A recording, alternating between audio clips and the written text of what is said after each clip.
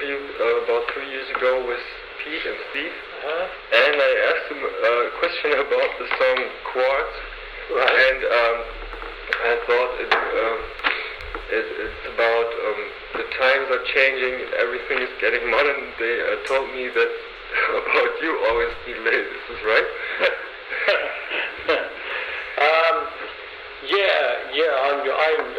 I tend to be late a lot of the time, but that's usually because I'm busy. I'm usually working hard, trying to manage something or other, from home. So it always causes problems in the band when they tell me off for being late, because I personally think it's better to achieve something and be late than to achieve nothing and be on time. Sometimes can feel so much more important. Okay. So let's talk about the new album. Can you tell any funny story about playing marbles in your youth? How did you get that topic? Well, yeah, when I was a kid, me and my best friend in the street where we lived, we used to play marbles all the time, And I had a bag with about 400 marbles in. Yeah. And the more marbles that you won, of course, it made you kind of famous. Self-esteem would go up, So there's a song on the Marbles album which is in 4 little sections that keep appearing throughout the album, and it's based on a poem that I wrote, which was really about playing marbles when I was a kid, and about what happened one day when we were playing. We discovered that if you hit them with a tennis racket, they went up into the air like bullets, and this caused a big problem because we hit most of my marbles, most of my 400 marbles into the air one sunny day. And of course they were coming back down through people's roofs of their houses and through their glass houses and through their windows and God knows what. And because of that, my father forced me to give away the rest of the marbles I had left to a kid who lived down the street. And it was one of the worst things that happened to me when I was a kid, having to give my marbles away. And so this song is about that, but it's also about, we have an expression in England, if you lose your marbles, it's like starting to lose your mind. Okay. So the loss of marbles is both literal and it's also a metaphor for what's happening to me now, and with this, in later life, doing this, my marbles are being lost one at a time. So that's really where that whole idea came from. But you didn't hurt someone seriously, but... No, we did a lot of damage, but we didn't actually hurt anybody. I don't think we even managed to kill anybody's cats. Okay, but not the whole album is about this idea.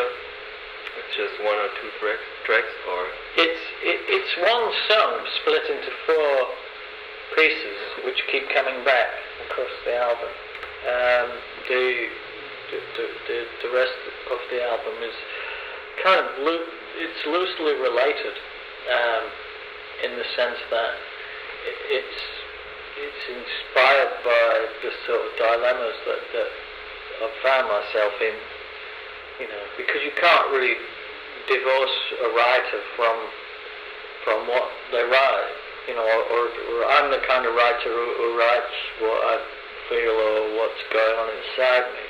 I don't make stories up, so they're all true, all the songs are true, and so whichever kind of, I suppose you can't really divorce anything that I've written, any of the words that I've written from my life experiences. So in that sense, they're all part of the same thing.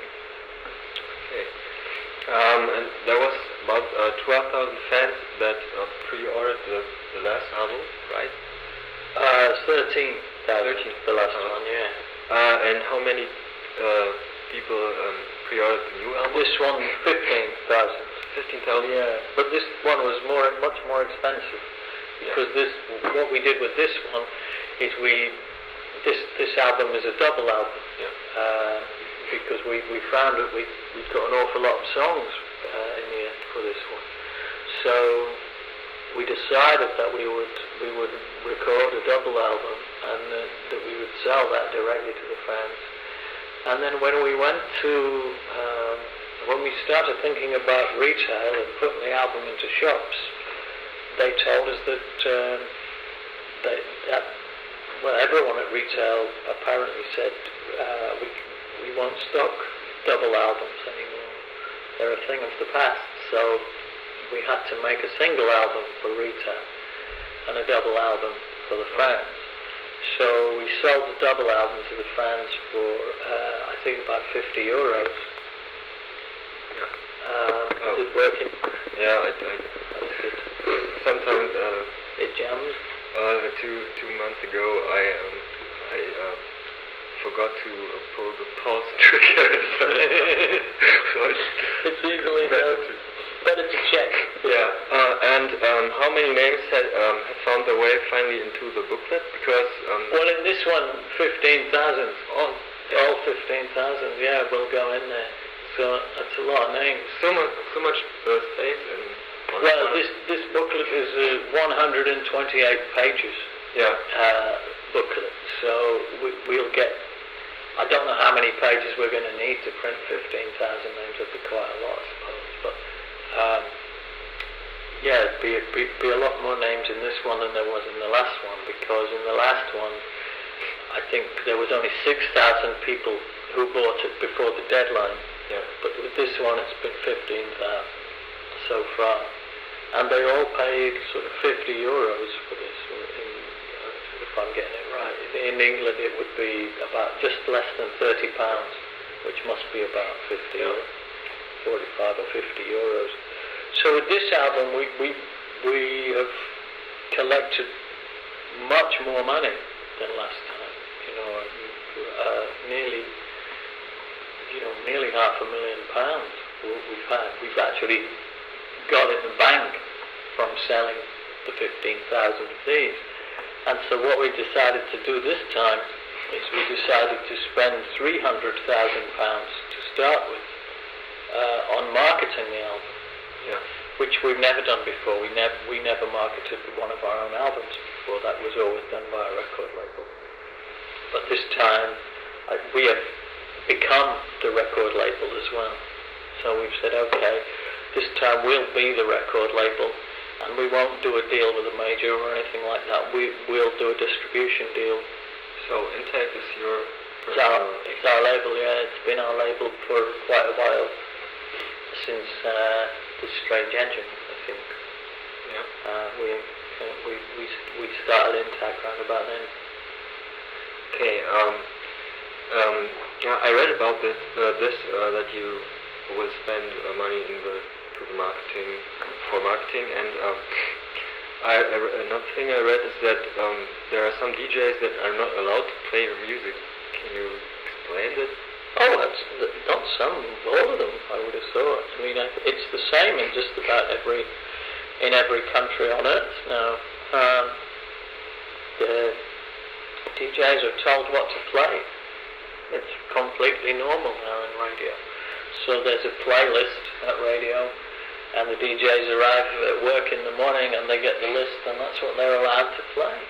In fact, there are even radio stations now in England where they get sent the jokes that they tell in between the songs. Yeah. And every station is telling the same joke, of the regional station.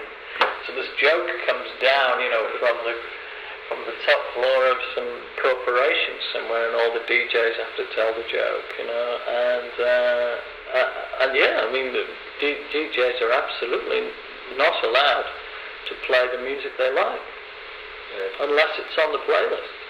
If it ain't on the playlist, it doesn't matter whether they like it or not, they can't play it. So that's completely normal now. Just about everywhere in the world is like that now. Yeah, it's similar to MTV. There are about 50 songs always. Yeah, they're not allowed to play anything else. They're not allowed to have an opinion. you know. And so all of the kind of sense of belief has gone out of music. You know, it's gone out of the media to some extent. You know, it's gradually vanishing. And I mean, what we found is very interesting is that the countries in the world where you can earn the least money out of what you do are the countries in the world where we find it easier to get media attention. So it's really like wherever there's a lot of money to be made out of airplay or anything like that, it's all sewn up by big business, you know, and nobody can get in. And then you go to a country like Mexico or you know, parts of South America or in Poland.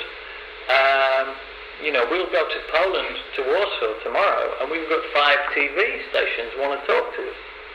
Nobody wants to talk to us in England because that's big business. Nobody wants to talk to us here because it's much bigger business. You know, so it leads me to wonder if the whole of media isn't becoming more tightly sewn up by money, you know, so that, you know, you'll hear, and, you know, here's the next Kylie single, and here's the next Kylie video, and here's the next Bon Jovi single, and, you know, and it's the same people all the time, this sort of stranglehold on what's going on. And that can't be good for, you know, that ain't good for the world. Yeah, many newcomer bands didn't get a chance. No, anyway. No, it's very, very tough now for up-and-coming bands to break through. I mean, it always was tough, but I don't know. I think, you know, I'm getting old now, you know, but I remember the 70s, man, when people really cared about music passionately, you know, and there were people who ran record labels who cared about music. There was a company called A&M that I used to be signed to, the company that had the Police and Joan Armour Trading and Supertramp and people like that. And the guy at the top of A&M, the managing director, he loved music, you know, and he would go out and see bands at night. He was the MD, but he would go out and see bands at night. There isn't a managing director of a record company on earth who would go and see a band now for fun. Yeah. You know, he'd go because he had to go, because the band was already signed to his label or whatever. But most labels are now just run by lawyers and accountants who really don't give a shit about music. They just want to know how they can make money out of it. And that's, you know, and you get what you deserve. So, I mean, once you've got systems like that in place, it becomes very hard for creative people to break through without some kind of, I don't know, some other kind of angle. But I think that's all going to change, because I think that in another 2, 3, 4, 5 years' time, then everybody's going to have broadband and internet connections, and then everyone can listen to internet radio, and I think the music business is doomed. I really do. I think the music business is nearly finished. I think it's, you know, just like the music business didn't exist until about 1950. I think people will look back on the music business and go, oh, yeah, that was that interesting little business that existed between about 1950 and 2010, and now it's gone again. And I think all music will become free again. And you think there are bands who can afford to produce albums when no one's buying the record? Yeah, everybody can. Everybody can. Just the same way as it's always been.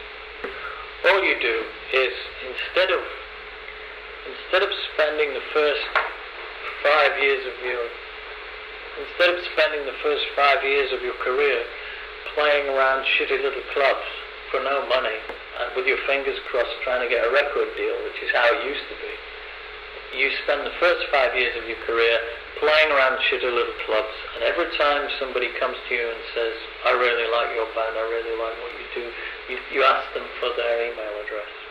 And what you do is you collect data on the people who are listening to you. And if you're any good, a lot of people are going to want to listen to you. So you basically gig around, and you collect the names and addresses of your friends. And then you go to your friends and you just say to them, okay, we're thinking of making a record. Will you send us some money so that we can make a record? And they'll all go, yeah, I love what you do. I'll send you £10, I'll send you 30 euros or whatever. And you make a record. And then you make a record, and then when it's ready, you upload it to the internet and it's free forever. Okay? And then you go out and you play more shows. And because the music's free, then people can email each other and say, hey, I heard this album by this band the other day and I think it's great, and I'm attaching it to this email, check them out. And then people will hear it, and if it's any good, only if it's any good, they'll go, wow, this is fucking great, I'm going to tell my friends about this music, and let's go to their gig. And then that band says to those people, but I think you can do it. Just possible if you are as big as you are, or? No, it isn't. It isn't. It isn't. Because if you're how did we become big? How did we get as big as we are? We only got as big as we are because people got into the band and started supporting us. This band, it was before I was the singer, but this band was selling out the Marquee Club in Wardour Street before they got a record deal. This band sold out the Hammersmith Odeon, which is a 2,000 capacity show in London, before they released their first album. Yeah? So, who made that happen? The people made that happen. The record company didn't make it happen. What the record companies have been doing for the last 50 years is taking nearly all the money that artists earn. They've been doing that. They've been selling albums in the shops for whatever, £15, and then giving the artist 50 pence. Yeah. If that, at the most, right? So then suddenly, people start downloading albums for free, and the record companies are going, this is dreadful, you're ripping off the artist. Bullshit, you're not ripping off the artist. That's their job. They rip the artist off. You're ripping off the record labels. If you download an album, and someone says, yes, this is the same as going into a record store and stealing it. Yes, it is. But who are you stealing it from? You're not stealing it from the artist. You're stealing it from the fucking record label, because the artists don't own it. They signed it away the day they did their deal. And they're probably being paid nothing. We sold 13,000 copies of our last album directly to our fans, okay? Then we signed it to EMI, and they sold 90,000 copies. And they paid us less for 90,000 copies than we got for 13,000 that we sold.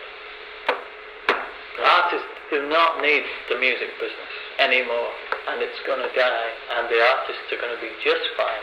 Whether they're big like us or small, it'll be a better situation that they're all in, that's my belief. But if you're small, I think you need the distribution and... No, you don't. No, you don't. No. You just need to be smart. What you always need is the names and addresses of your friends. People who support you. And did you hear some bands who imitate that pre-order system? I think it's interesting that George Michael has just announced that he's going to start giving away all his albums from here on. So he's one. I think he's probably been listening to what we're doing. Either that, or he's had the same kind of idea about where it's all going to go.